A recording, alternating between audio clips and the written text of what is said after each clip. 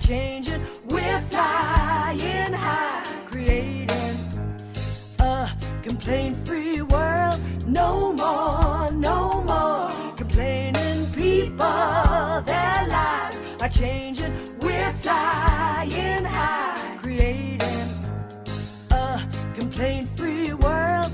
No more, no more.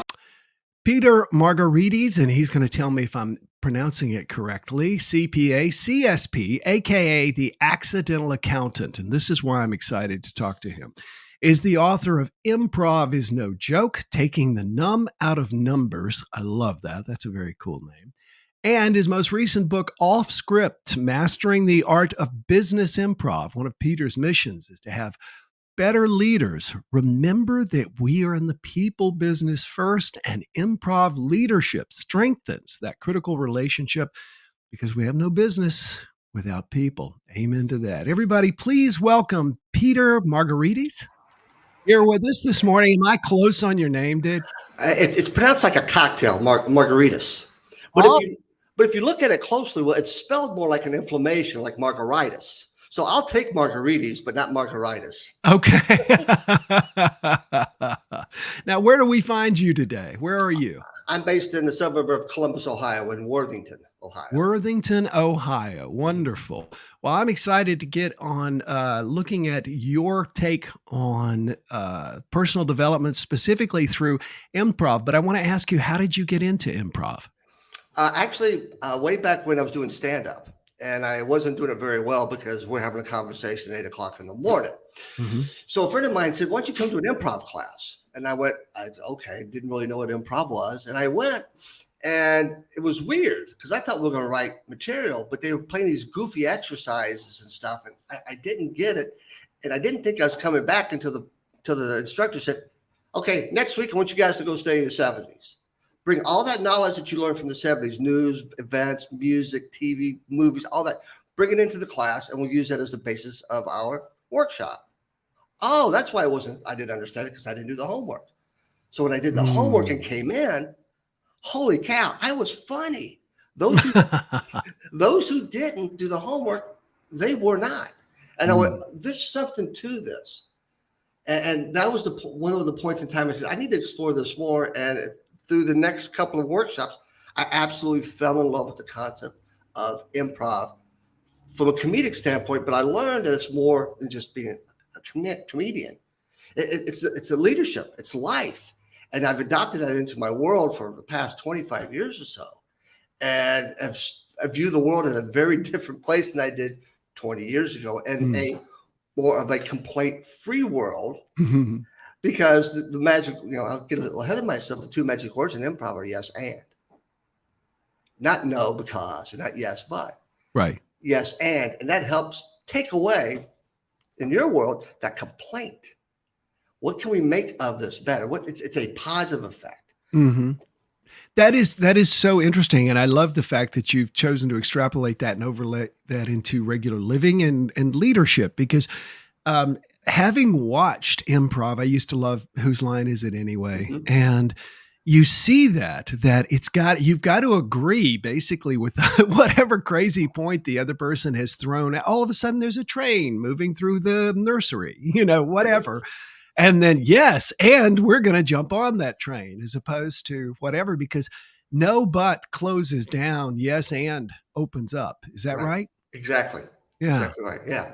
So tell us more about that. And more importantly, I wanted to ask you this, because I actually hosted a comedy club one time when I was when I was a radio announcer.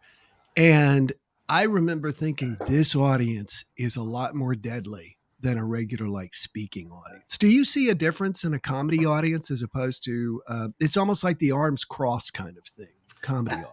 Absolutely. They're sitting there. I paid money. You've got 5 minutes. Make me laugh now, now.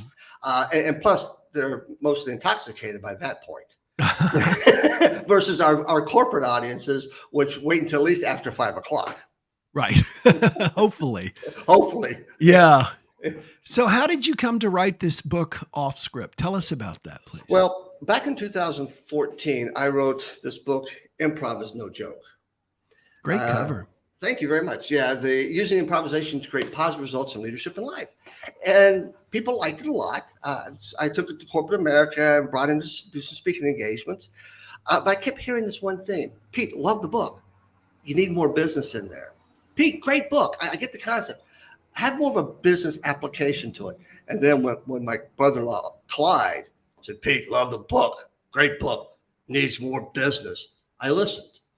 So what I did was I spent about 5 years curating articles from Forbes, from Wall Street Journal, for reputable magazines, newspapers, websites, whatever, and gather this information that proved my point that improv is a leadership tool.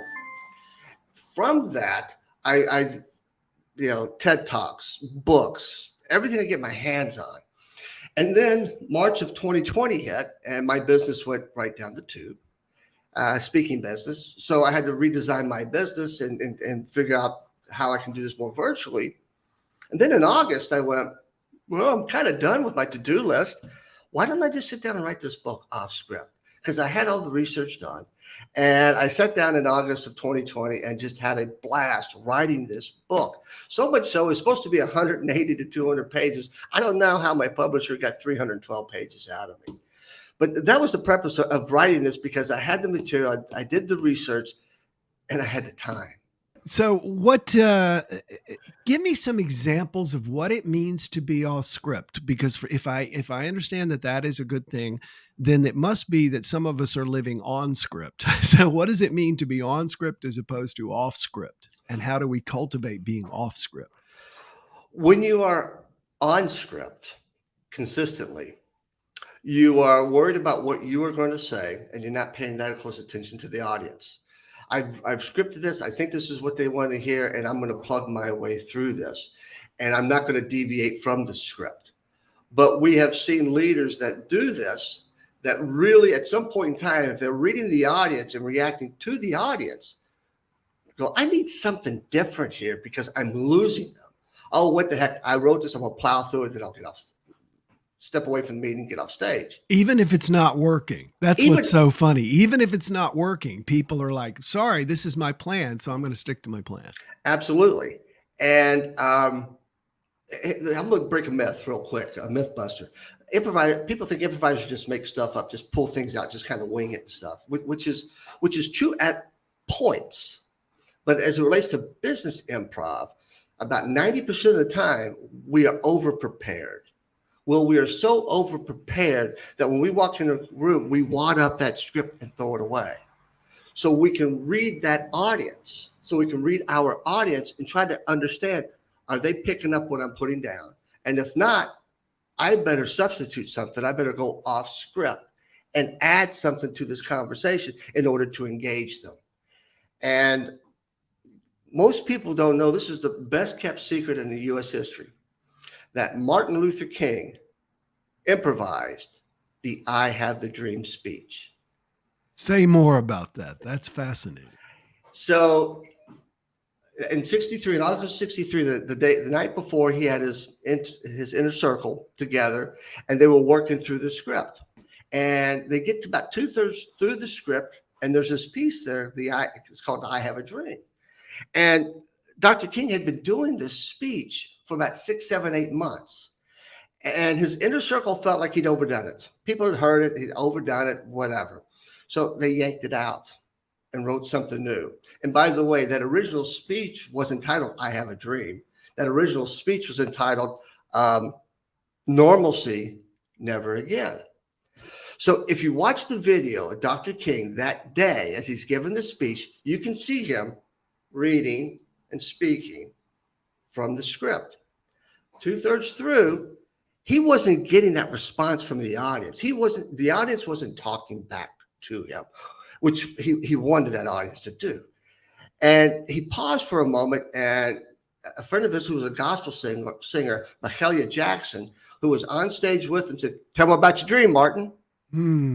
Now, I can't find anywhere where it acknowledges in the research that he heard her say that, but other people who were on the stage did.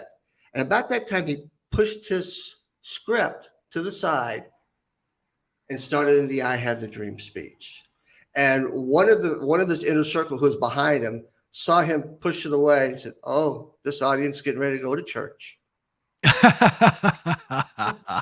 And he went off script. Mm-hmm. He was well prepared, but also realized that I wasn't connecting with my audience that I wanted to connect, and made that split-second decision to say, what we took out, I'm bringing back in. Now, is that a risk? Yes. That's what I wanted you to get to. Yes. I And mean, we remember this because it is literally considered to be the greatest speech of the 20th century. right. It was, but what if he had taken this risk and it would have fallen flat? That's the calculated risk factor there. What if I go back to that, I have a dream and it fails, but then he also had to think what I've got here is not working anyhow. So I might as well try something. I might as well take that risk and bring in what I know works.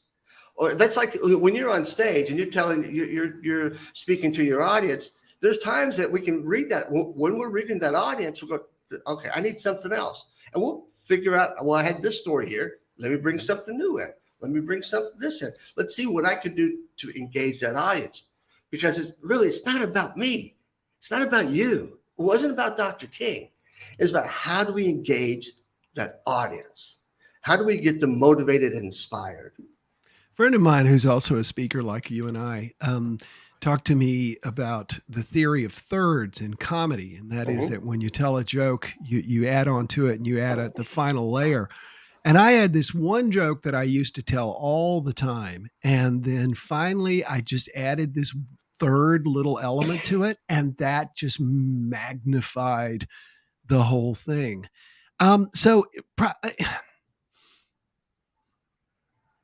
Incorporating improv into our life is not about being funny. It's about more like, it makes me think of Dale Carnegie's How to Win Friends and Influence People. And that is first and foremost, agree with the other person. So if you're saying yes, and you've got to be somewhat agreeing as opposed to just shaking your head no or whatever. Is that correct? That's correct. Say more about that. Yeah. And really the foundations of improv are, there's 7 fundamentals or foundations of improv, tenets, principles, whatever you want to call them. And that bottom layer, the foundation, is respect, trust, and support. Well, I don't have to like you, but I should be able to respect you and what you do. Same thing about trust. I should be trustworthy. I should be able to trust my team. And as a leader, I should be able to support my team. And they should be able to support me. One of those 3 are missing. This doesn't work. And we think, if I always like to go back to respect, that's the first one. You know what you call a situation that neither side respects each other? No. The U.S. political system. Boy. Yes. People laugh at that, and that's part of kind of that joke factor. But it's also, oh yeah, you're right. They don't. It's either my way or no way. There's no compromise. It's no because or yes but. But here's the power of improv, and this is what you learn from improv comedy. Being, it's the ability to listen to understand, not listen to respond. We live in a listen to respond environment where we have our agendas, we have our conscious and unconscious biases, we have our egos that stops us from listening. When we can walk into a room, park our ego, park our agendas, park our biases, and truly actively listen with our whole body to what the other person's trying to say, all the while being present, being focused, being in the moment, eliminating distractions. Once we can do that, that is our superpower, then we can adapt to anything that comes our way. And what holds us all together are the 2 magic words, yes and. It just struck me that if you and I were to do some improv, but if I came in with a skit in mind, in other words, I do this, you do this, et cetera, et cetera, et cetera, there's no way we can improv because it's an organic experience. You give, I give, and we build on it. And I think a lot of leaders, as you say, they tend to go in and say, this is how it is, and this is how we must present it, as opposed to listening. Right. And it's unfortunate because in listening to the people below us, the ones who are actually in the trenches, that is where we find what's going on. Right. And why is that a difficult thing for people? Is it insecurity? They feel like they got to be the smartest person in the room. If I'm the leader and everybody's looking at me, I've got to be sagacious. What is it? I say it is ego, and leaders don't want to be vulnerable. But if they can park their ego and be vulnerable, they become humans in the eyes of those who report to them. And if they can actually say, I was wrong, I made a mistake, I failed at this, and help me fix it. Let's do this collaboratively. Improv is about collaboration. It's not about me, the leader. It's about us as the team. And how can we fix this? But a lot of times leaders just don't want to do that. It's that authority. There's a difference between authority and leadership. Authority gives you the right to fire someone, gives you the right to do certain things, but that's not leadership. What is leadership? Define it for us. And if you're on an elevator at Influence and somebody says, Peter, what is it, leadership? Your response is? And I'll say, this is a quote from Simon Sinek. So I'll give my source. Leadership is the positive effect that you have on another individual. Say that again. Leadership is the positive effect you have on another individual. And I heard him say this quote, and it's something I was watching. I was coming back to Columbus through Reagan International, 9:00 at night, went to the men's room, and the place was hustle and bustle, but the restroom attendant kept that place spotless. I mean, spotless. And Simon's quote went into my head. I walked over to him. He was leaned over, and I said, excuse me, sir. I just want to say thank you. I mean, this place is spotless. You're doing a hell of a job. I mean, a lot of these airport restrooms, this has to be the cleanest. And he looked at me like, one, why are you talking to me? Two, are you crazy? And three, he leaned up, stood up straight and said, thank you. You know what? Nobody ever talks to me in here. I'm just invisible. Nobody talks to me at all. My boss doesn't even say thank you to anything I do. You're the first person to do that. Man, you just made my day, my week, my year. And I went, Sinek is right. What's the positive effect we have on other individuals? That's leadership. You know, it all comes, it's like the more I study, the more I read, the more I interview, it all comes down to kind of the same thing. Because I listened to this podcast the other day, and they were talking about effective or positive and negative leaders. And the positive leader is the person who encourages, et cetera, et cetera. And the negative leader is the one who criticizes, looks for fault, et cetera. And the interesting thing was, Peter, they found that both get the work done almost equally. However, the turnover with the negative leader is huge. A positive leader will keep people for years.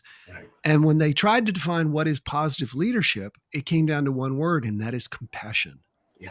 For other people. And that's exactly what you're saying. Mm-hmm. This no but in a meeting as opposed to yes and, it keeps the flow open, and it subtly acknowledges people. How do you see this playing out in families? I know your focus has been with the new book and everything, business, and I'd like to get more into that, but tell us how that applies in personal relationships. Well, my son, back when he was in junior high, so this is maybe 8-10 years ago, came up to me one day and says, Daddy, all you do is yell at me. I don't yell at you all that. Oh my God, I do. Holy, he was right. Okay. All right. I heard him. So I consciously went back into my mind and thought about those times that I yelled at him, and there was no because, this is how to do it. No because, no, yes, but. I'm pushing my agenda off on the kid. So I stopped, and I consciously made a point of remembering this in my head. And then for the next, 2 or 3 months, I didn't yell at him. I said, yes, Stephen. And what are you trying to tell me? Or, yes, Stephen. And did you do your homework? No. Well, tell me why you didn't do it and what's your plan on getting it done. So after about 3 months, he comes up to me and he says, Daddy, you don't love me anymore. What? What do you mean? He said, well, you're not yelling at me. Oh my God. Talk about a kick in the pants, whatever. Yeah. It's like, man, I get the world's worst father. But I said, Stephen, wait a minute. Hold on a second. You told me I yelled at you too much. And during that time I yelled at you, I was saying no and but, right?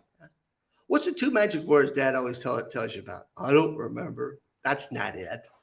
Think about it. Oh, yeah, it's that yes and thing, Dad. Exactly.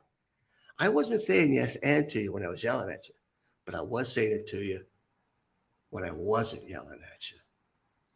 And we're now having conversation, not dictation.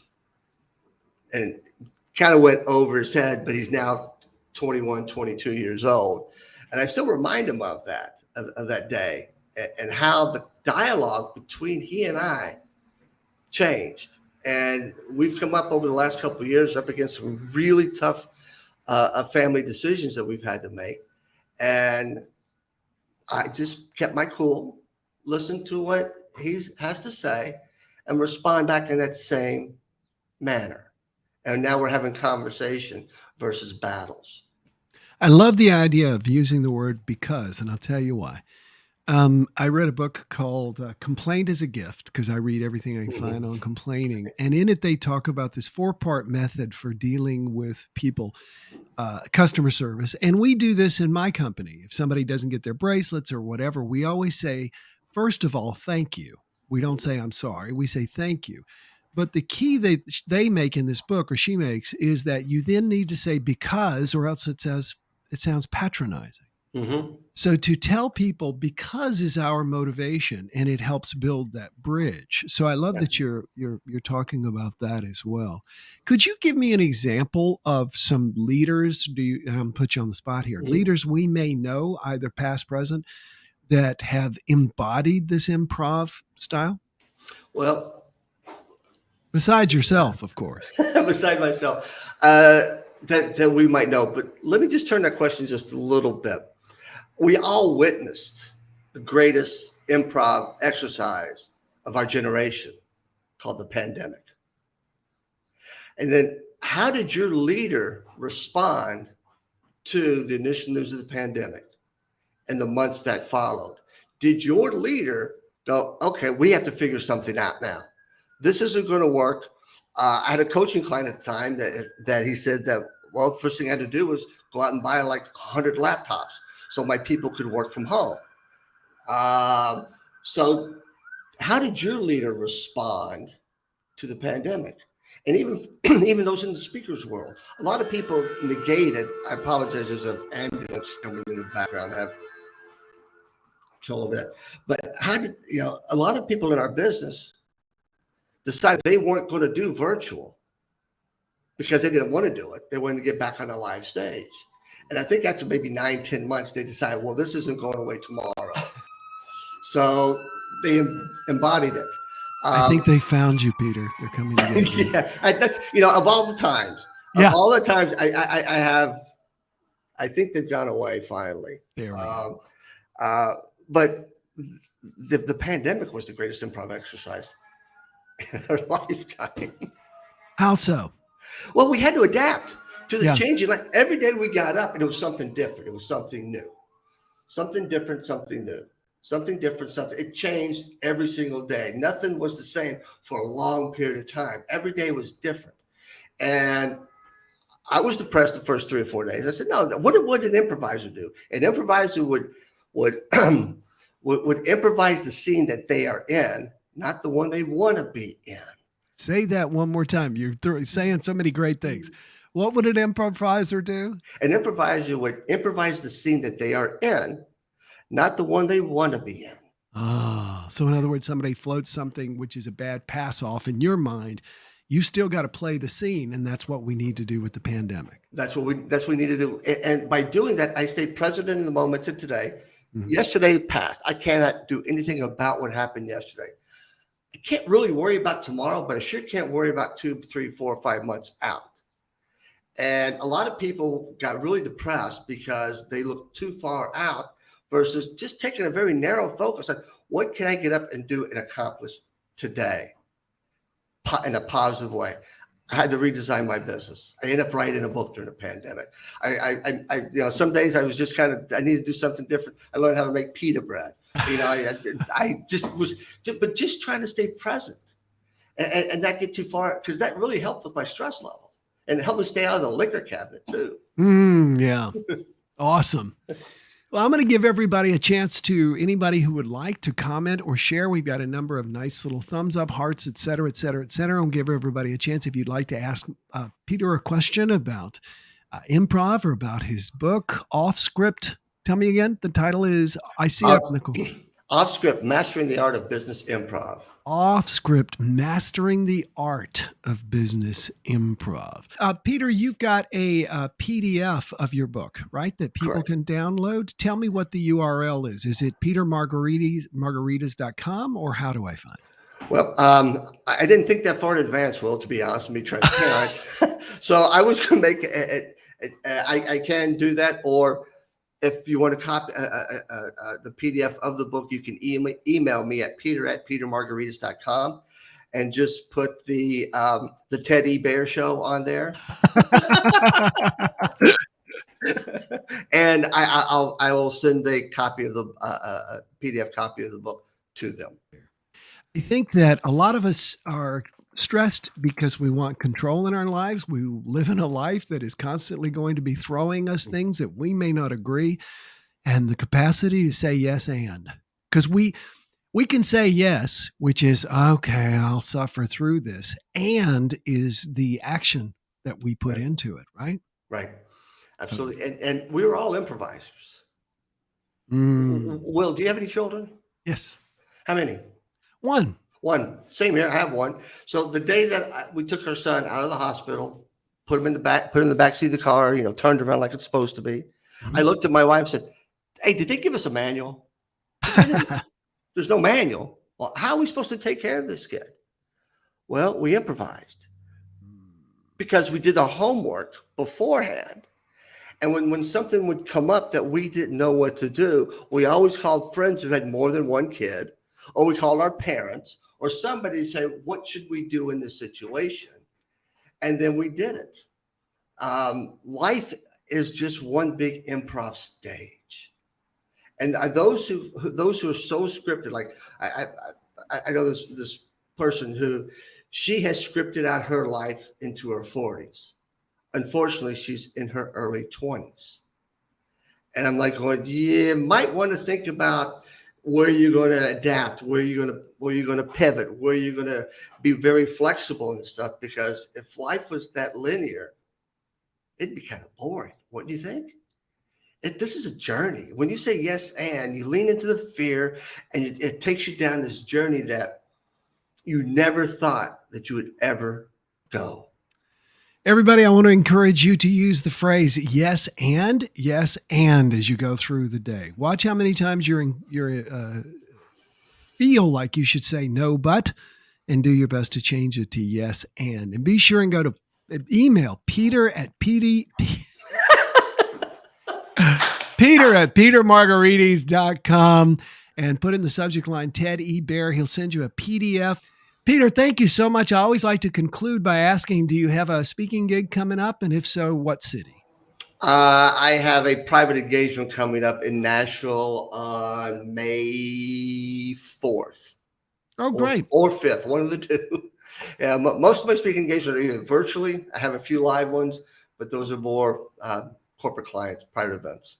Got it. I've got because people always say, oh, well, you must know Peter. And I'm like, no, not unless it's at an NSA thing, because there's a vaccination theory to speakers. If you hire Peter, I won't be there, and vice versa.